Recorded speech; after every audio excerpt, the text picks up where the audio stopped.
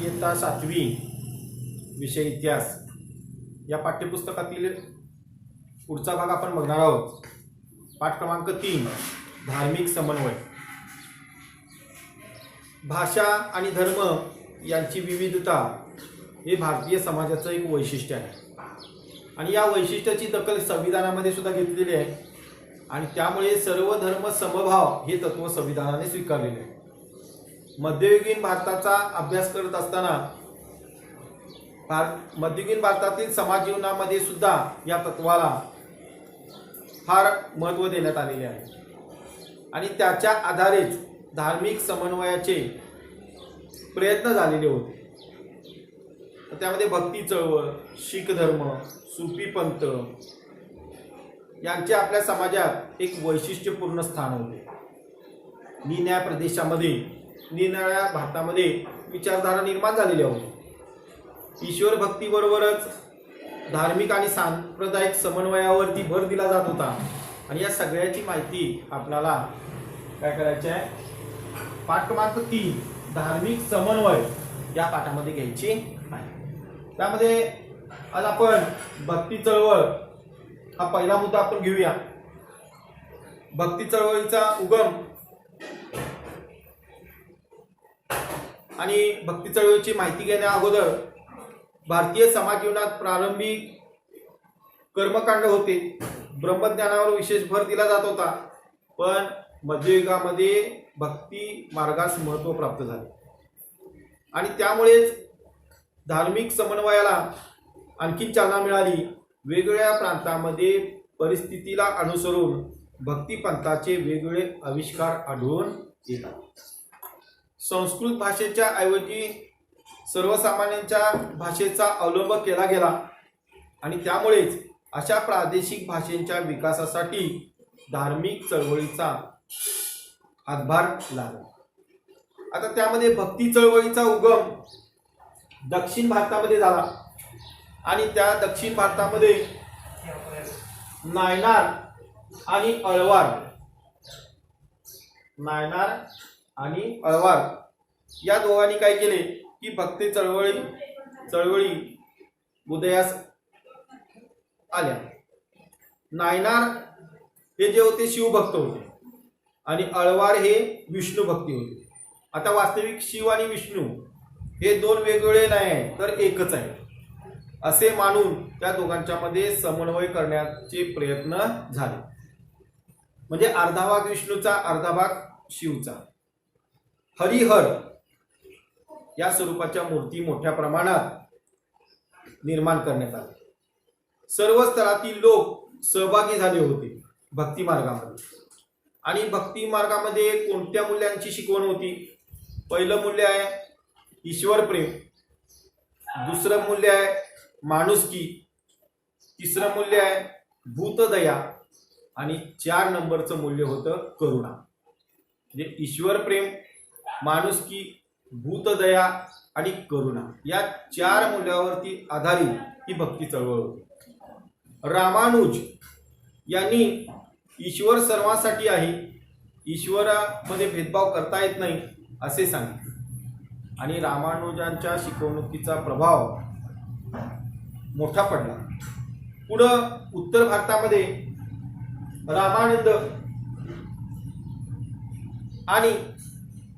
रामानंद यांनी भक्ती मार्गाचे महत्त्व सांगितले.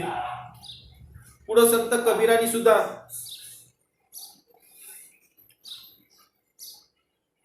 भक्ती चळवळीमध्ये महत्त्वपूर्ण कार्य केले. हे संत कबीर या संत कबीरांनी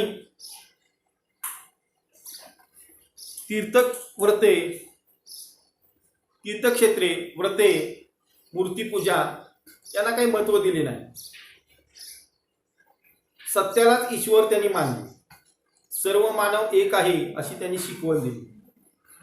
जातीभेद, पंथभेद, धर्मभेद त्यांना काही मान्य नव्हता.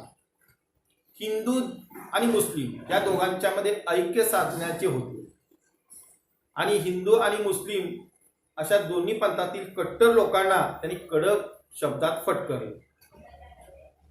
अशा प्रकारे संत कबीरांनी शिकवण कोणती दिली तर सर्व मानव एक आहेत आणि सत्याला त्यांनी ईश्वर मानले. पुढे बंगालमध्ये चैतन्य महाप्रभू यांनी कृष्ण भक्तीचे महत्त्व सांगितले. त्यांच्या उपदेशामुळे लोक जातीची आणि पंथाची बंधने ओलांडून भक्ती चळवळीत सहभागी झाले. चैतन्य महाप्रभूंच्या प्रभावाने शंकरदेव यांनी आसाममध्ये कृष्ण भक्तीचा प्रसार केला. पुढं गुजरातमध्ये नरसिंह मेहता यांनी वैष्णव संत होऊन गेले. निसिम ते सुद्धा कृष्ण भक्त सुद्धा होते आणि समतेचा संदेश दिला. गुजराती भाषेचे ते आद्य कवी होते. भक्ती चळवळीमध्ये कृष्ण भक्तीचा महिमा संत मीराबाईंनी गायला.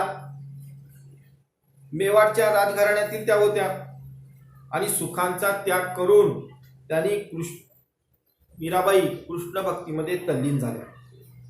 राजस्थानी गुजराती भाषेमध्ये त्यांनी भक्ती रचना केल्या, भक्तिगीते गायली आणि भक्तिगीतेमध्ये भक्ती, सहिष्णुता व मानवता यांचा संदेश त्यांनी दिला. पुढं या भक्ती चळवळीमध्ये संत रोहिदास हे एक महान संत होते. त्यांनी समानतेचा व मानवतेचा संदेश दिला. यानंतर संत सेना हे एक प्रभावी संत होऊन गेले. हिंदी साहित्यामध्ये महाकवी सूरदास यांनी सूरकाव्य लिहिले. कृष्ण भक्ती हा त्यांचा विषय होता. मुस्लिम संत रसखान यांनी सुद्धा कृष्ण भक्तीची रसाळ गीते लिहिली आणि तुलसीदासांनी एक महत्वपूर्ण ग्रंथ लिहिला म्हणजे रामचरित्र मानस हा महत्वपूर्ण ग्रंथ लिहिला. या ग्रंथामध्ये रामभक्तीचा सुंदर आविष्कार केलेला आढळतो.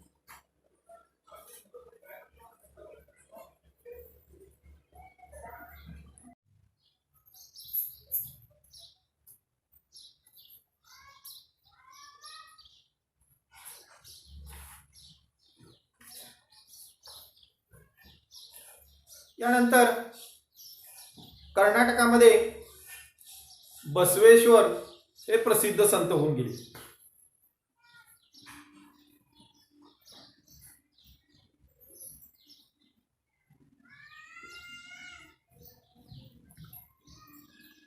बसवेश्वर आहेत. बसवेश्वरांनी लिंगायत विचारधारेचा प्रसार केला. जातीभेदाला त्यांनी विरोध केला आणि श्रम प्रतिष्ठेचे महत्त्व त्यांनी सांगितले. श्रम सर्वात महत्त्वाचे आहे. त्यांनी म्हटले काय कवे कैलास हे प्रसिद्ध वचन आहे. याचा अर्थ श्रम हाच कैलास होय. व्यक्तीने श्रम केले पाहिजे, काम केले पाहिजे आणि श्रम हाच काय कैलास आहे असं त्यांनी सांगितलं. त्यांच्या या चळवळीमध्ये स्त्रिया सुद्धा सहभागी होऊ लागल्या. अनुभव मंडप या सभागृहामध्ये धर्मचर्चेमध्ये सर्व जातीचे स्त्री पुरुष सहभागी झाले. कन्नड या लोकभाषेमध्ये साहित्य त्यांनी लिहिले. त्यांच्या कार्याचा समाजावरती मोठा परिणाम झाला आणि बसवेश्वरांच्या अनुयायांनी मराठी भाषेमध्ये सुद्धा रचना केली. मनमंत स्वामी यांनी लिहिलेला परमरहस्य हा ग्रंथ प्रसिद्ध झाला आणि पुढे कर्नाटकामध्ये पंप, पुरंदरदास यासारखे थोर संत कवी झाले आणि कन्नड भाषेमध्ये अनेक त्यांनी भक्ती कवने रचली. महाराष्ट्रामध्ये त्या काळामध्ये दोन संप्रदाय उदयास आले. एक वारकरी संप्रदाय आणि दुसरा महानुभाव संप्रदाय. महान अनुभव आणि युक्त असा संप्रदाय म्हणजे महानुभाव संप्रदाय. आणि या महानुभाव संप्रदायाचे प्रवर्तक होते श्री चक्रधर स्वामी हे प्रवर्तक होते. त्यांचं चित्र आहे चक्रधर स्वामींचं. इथं पुस्तकामध्ये दिलेलं आहे बघा.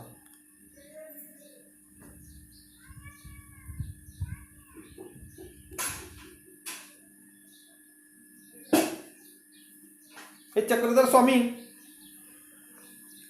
हे महानुभाव संत पंथाचे प्रवर्तक होते. कृष्ण भक्तीचा उपदेश त्यांनी केला. गोविंद प्रभू हे गुरु होते. सर्व जाती धर्मातील स्त्री पुरुषांचा समावेश या महानुभाव संप्रदायामध्ये करण्यात आला. समतेचे पुरस्कर्ते होते. महाराष्ट्रभर त्यांनी भ्रमंती केली आणि आपला उपदेश, आपला संदेश संस्कृत मधून सांगण्याऐवजी मराठी भाषेतून त्यांनी सांगितला. मराठी भाषेला त्यांनी प्राधान्य दिले. मराठी भाषेचा त्यामुळे विकास झाला आणि त्यामुळे मराठी भाषेमध्ये भरपूर प्रमाणात ग्रंथ निर्मिती झाली. या पंथाचा प्रसार प्रामुख्याने विदर्भ, मराठवाडा या ठिकाणी झाला. रुद्रदीपूर हे पंथाचे महत्त्वाचे स्थान होते. पंजाब, अफगाणिस्तान इथपर्यंत दूरवर या पंथाचा प्रसार झालेला आपल्याला बघायला मिळतो. महानुभाव पंथाचे जे अनुयायी होते म्हणजे चक्रधरांचे जे शिष्य होते त्यांनी काही ग्रंथ लिहिले. त्यामध्ये माहिमभट्ट, या माहिमभट्टांनी लीळाचरित्र हा ग्रंथ लिहिला. कवयित्री महदंबा यांनी धवळे हा ग्रंथ लिहिला आणि कवी केशवदास यांनी सूत्रपाठ, दृष्टांतपाठ हे ग्रंथ लिहिले. दामोदर पंडित यांनी वच्चाहरण, भास्कर भट्ट बोरीकर यांनी शिशुपालवन आणि नरेंद्र यांनी रुक्मिणी सेवर यासारखे ग्रंथ रचना महानुभाव पंथामध्ये झाली.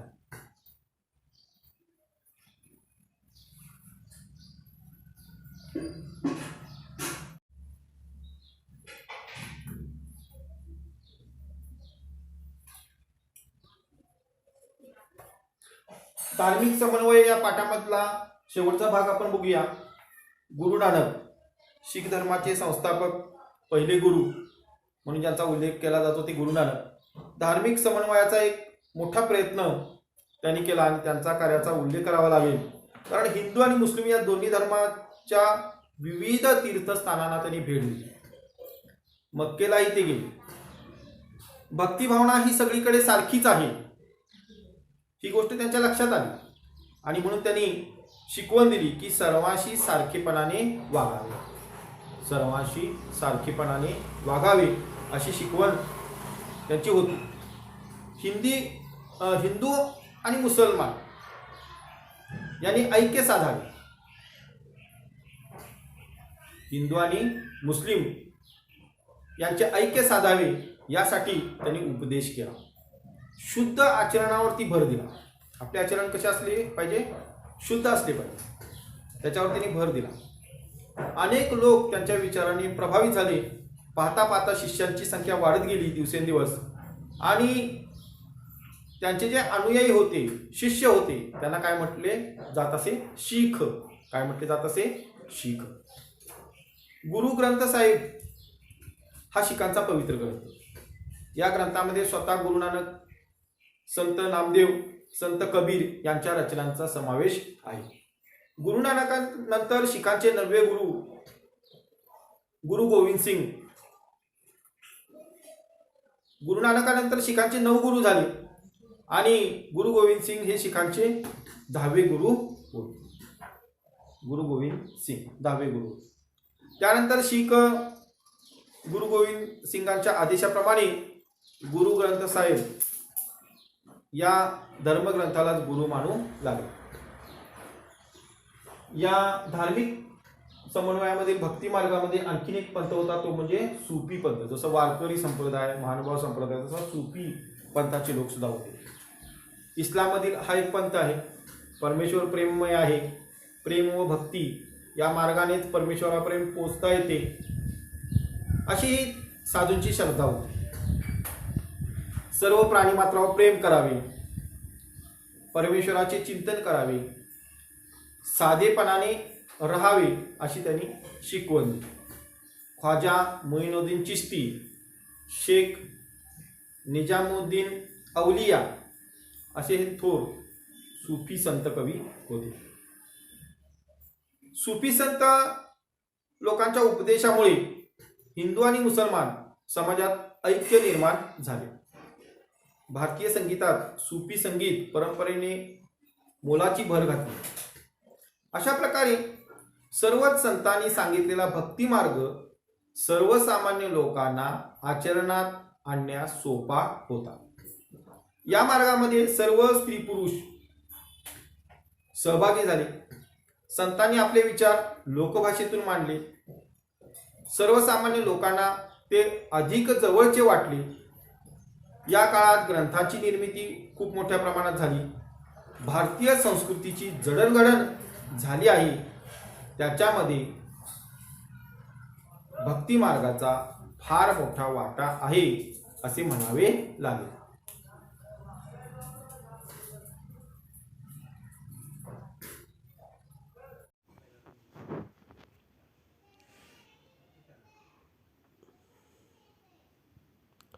इतिहास व नागरिकशास्त्र इयत्ता 7वी या पाठ्यपुस्तकातील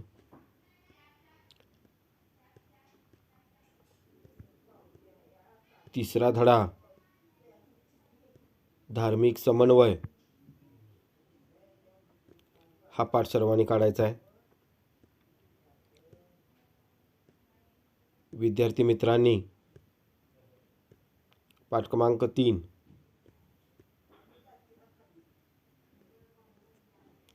धार्मिक समन्वय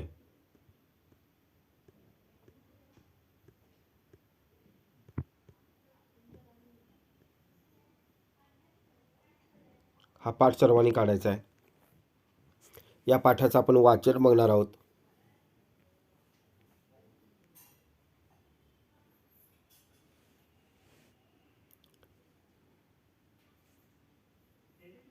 भाषा आणि धर्म यांची विविधता ही भारतीय समाजाचे एक महत्त्वाचे वैशिष्ट्य आहे.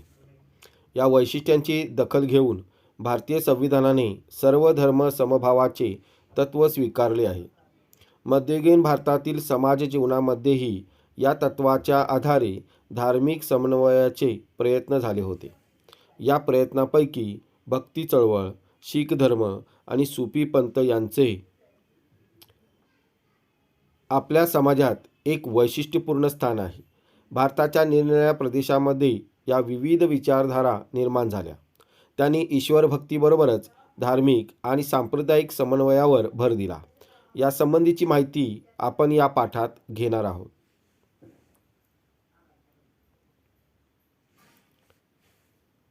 भारतीय धर्मजीवनात प्रारंभिक कर्मकांड आणि ब्रह्मज्ञान यावर विशेष भर होता. मध्ययुगात हे दोन्ही मार्ग मागे पडून भक्ती मार्गास महत्त्व आले. या मार्गात अधिकार भेदांचे फाजील महत्त्व नसल्याने धार्मिक समन्वयाला आणखीन चालना मिळाली. भारतातील वेगवेगळ्या प्रांतांमध्ये स्थानिक परिस्थितीला अनुसरून भक्तिपंथांचे आगळे वेगळे आविष्कार आढळून येतात. या पंथांनी संस्कृत भाषेऐवजी सर्वसामान्यांच्या भाषांचा अवलंब केला. त्यामुळे अशा प्रादेशिक भाषांच्या विकासासाठी या धार्मिक चळवळीचा हातभार लागला. भक्ती चळवळ. भक्ती चळवळीचा उगम दक्षिण भारतात झाल्याचे मानण्यात येते. या भागात नायनार आणि आळवार या भक्ती चळवळी उदयास आल्या. नायनार हे शिवभक्त तर आळवार हे विष्णुभक्त होते. शिव आणि विष्णू एकच आहेत असे मानून त्यांच्यामध्ये समन्वय करण्याचे प्रयत्नही झाले. अर्धा भाग विष्णूचा आणि अर्धा भाग शिवाचा दाखवून हरिहर या स्वरूपातील मूर्तीही मोठ्या प्रमाणात निर्माण करण्यात आल्या. या भक्ती चळवळीमध्ये समाजाच्या सर्व स्तरातील लोक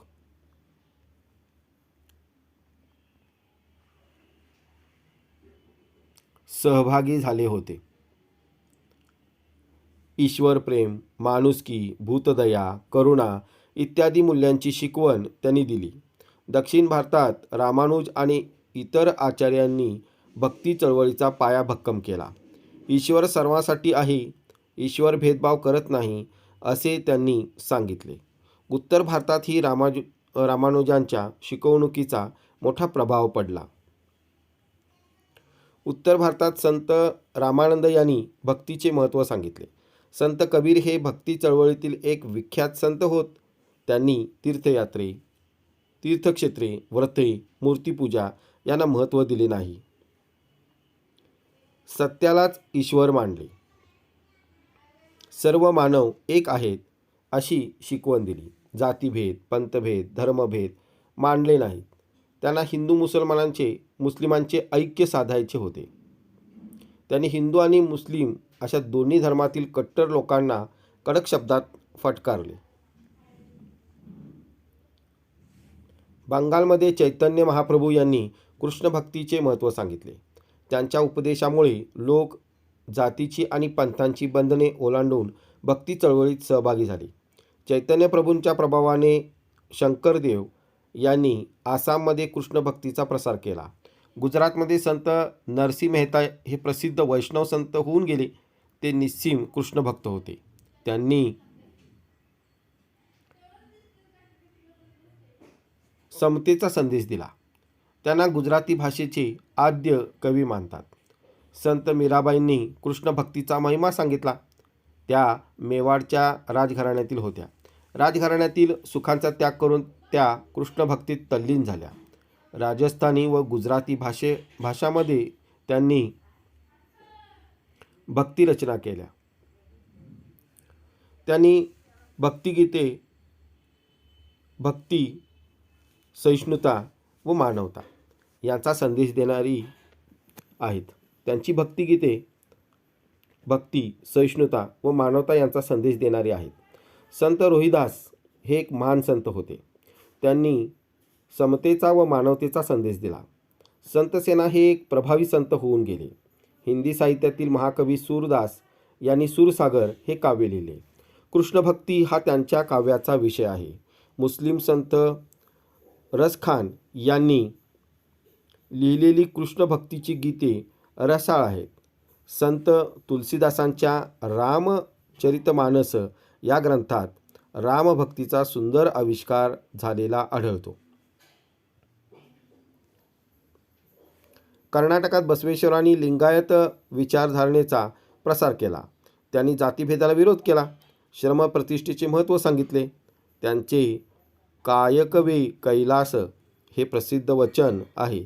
याचा अर्थ श्रम हाच कैलास होय असा आहे. आपल्या चळवळीमध्ये स्त्रियांनाही सहभागी करून घेतले. अनुभव मंडप या सभागृहामध्ये होणाऱ्या धर्मचर्चेत सर्व जातीचे स्त्री पुरुष सहभागी होऊ लागले. त्यांनी आपली शिकवण कन्नड या लोकभाषेमध्ये वचन साहित्याच्या माध्यमातून दिली. त्यांच्या कार्याचा समाजावर मोठा परिणाम झाला. बसवेश्वराच्या अनुयायांनी मराठी भाषेतही रचना केल्या आहेत. त्यापैकी मनमंत स्वामी यांनी लिहिलेल्या परमरहस्य हा ग्रंथ प्रसिद्ध आहे. कर्नाटकामध्ये पंप, पुरंदरदास इत्यादी थोर संत होऊन गेले. त्यांनी कन्नड भाषेत अनेक भक्तिकवने रचली. महानुभाव पंथ 13व्या शतकात चक्रधर स्वामींनी महाराष्ट्रात महानुभाव पंथ प्रवर्तित केला. हा कृष्णभक्तीचा उपदेश करणारा पंथ आहे. श्री गोविंद प्रभू हे चक्रधर स्वामींचे गुरु होते. चक्रधरांच्या शिष्यामध्ये सर्व जाती जमातीमधील स्त्री पुरुषांचा समावेश होता. ते समतेचे पुरस्कर्ते होते. त्यांनी महाराष्ट्रभर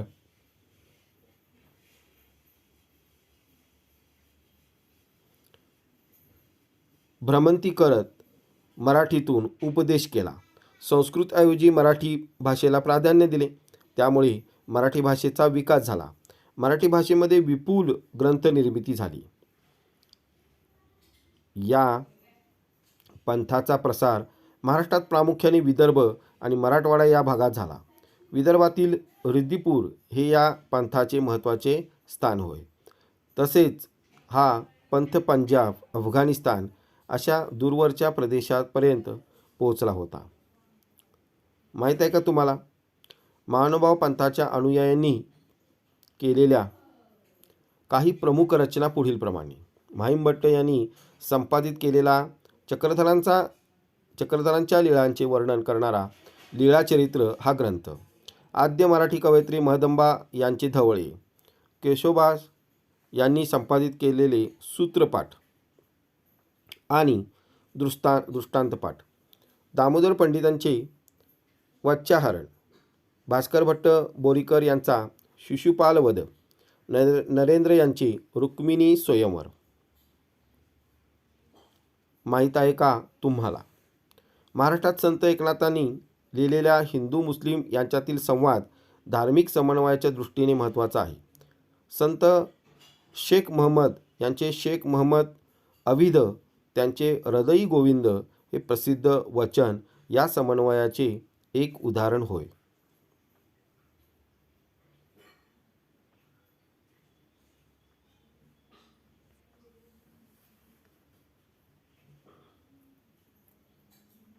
गुरु नानक. गुरु नानक हे शीख धर्माचे संस्थापक आणि पहिले गुरु होत. धार्मिक समन्वयाचा एक मोठा प्रयत्न म्हणून त्यांच्या कार्याचा उल्लेख करावा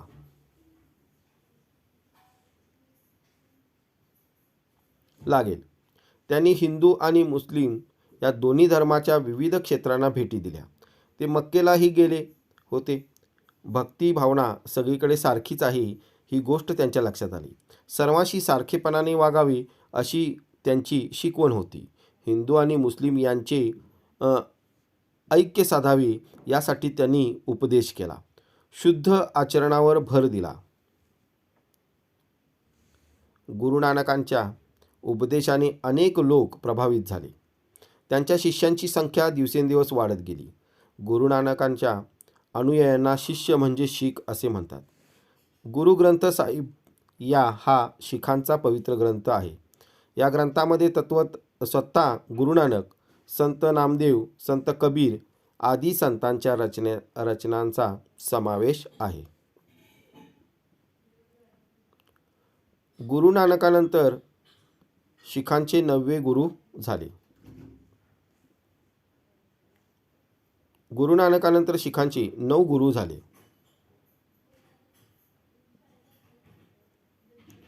गुरु गोविंद सिंग हे शीखांचे 10वे गुरु होत. त्यांच्यानंतर सर्व शीख गुरु गोविंद सिंगांच्या आदेशाप्रमाणे गुरु ग्रंथ साहिब या धर्म ग्रंथालाच गुरु मानू लागले.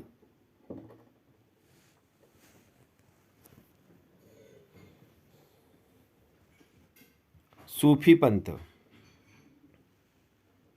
सूफी हा इस्लाममधील एक पंथ होय. परमेश्वर प्रेममय आहे. प्रेम व भक्ती या मार्गानेच परमेश्वरापर्यंत पोचता येते अशी सूफी साधूंची श्रद्धा होती. सर्व प्राणीमात्रावर प्रेम करावे, परमेश्वराचे चिंतन करावे, साधेपणाने राहावे अशी त्यांची शिकवण होती. ख्वाजा मोइनुद्दीन चिश्ती, शेख निजामुद्दीन औलिया हे थोर सूफी संत होत. सूफी संतांच्या उपदेशामुळे हिंदू मुसलमान समाजात ऐक्य निर्माण झाले. भारतीय संगीतात सूफी संगीत परंपरेने मोलाची भर घातली आहे.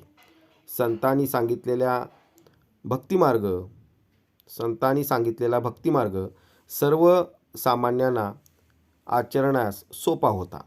सर्व स्त्री पुरुषांना भक्ती चळवळीमध्ये प्रवेश होता. संतांनी आपले विचार लोकभाषेतून मांडले. सर्वसामान्य लोकांना ते अधिक जवळचे वाटले. भारतीय संस्कृतीची जी जडणघडण झाली आहे तिच्यामध्ये भक्ती मार्गाचा फार मोठा वाटा आहे.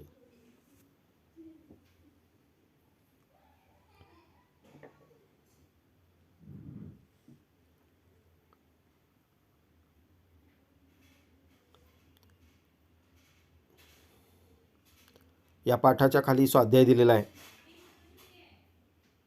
या स्वाध्यायामध्ये एकूण 4 प्रश्न आहेत. विद्यार्थी मित्रांनी हे 4ही प्रश्न वहीमध्ये सोडवायचे आहेत. उपक्रम जो आहे तोही बघायचा आहे. तर आज आपण इयत्ता 7वी विषय इतिहास व नागरिकशास्त्र यामधील पाठ क्रमांक 3 या पाठ क्रमांक 3 धार्मिक समन्वय या पाठाचा आपण काय केलेला आहे, अभ्यास केलेला आहे.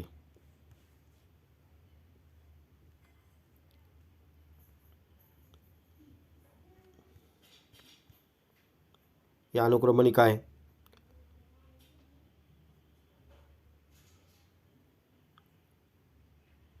पाठ क्रमांक 3 आपण बघितलेला आहे धार्मिक समन्वय.